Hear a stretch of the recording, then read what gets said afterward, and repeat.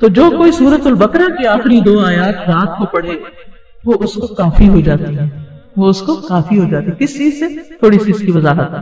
ایک معنی یہ کیا گیا ہے کہ دوسری چیزوں سے کفایت کرتی ہے یا پھر شر سے کفایت کرتی ہے، یعنی ان 2 آیتوں میں بچاؤ اور تحفظ ہے۔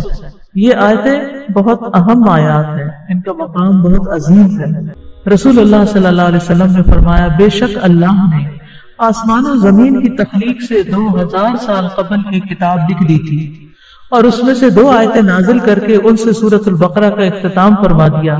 لہٰذا جس گھر میں 3 راتوں تک سورۃ البقرہ کی آخری 2 آیتیں پڑھی جائیں گی تو شیطان اس گھر کے قریب نہیں آ سکے گا، تو روز کا معمول بنا لیجیے۔ ابو مسعود بدری رضی اللہ عنہ روایت کرتے ہیں، رسول اللہ صلی اللہ علیہ وسلم نے فرمایا، جو کوئی سورۃ البقرہ کی آخری 2 آیات رات کے وقت پڑھے، پیچھے حدیث ہے نا کہ دن اور رات پڑھے، تو رات میں آپ سونے جاگنے کے اذکار پڑھتے ہیں تو اس میں آیت الکرسی بھی ہے، اس میں 4 کل بھی ہیں، اس میں آخری آیات بھی ہیں، اس میں سورۃ الملک بھی ہے، سورۃ السجدہ بھی ہے۔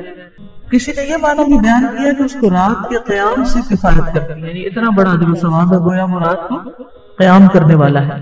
لیکن انسان کو ایسی احادیث پڑھ کر یا ایسے معنی جان کر سستی کا شکار نہیں ہونا چاہیے کہ پھر چلو یہ 2 آیتیں پڑھ لو اور رات کو نہ اٹھو، کیونکہ رات کو اٹھنا اپنی جگہ بڑا اہم ہے۔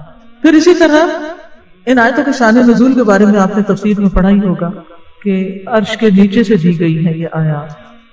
نبی صلی اللہ علیہ وسلم نے فرمایا، سورۃ البقرہ کی آخری 2 آیات پڑھا کرو، یہ مجھے عرش کے نیچے سے دی گئی، یعنی بہت ہی بلند مقام سے آئی ہے۔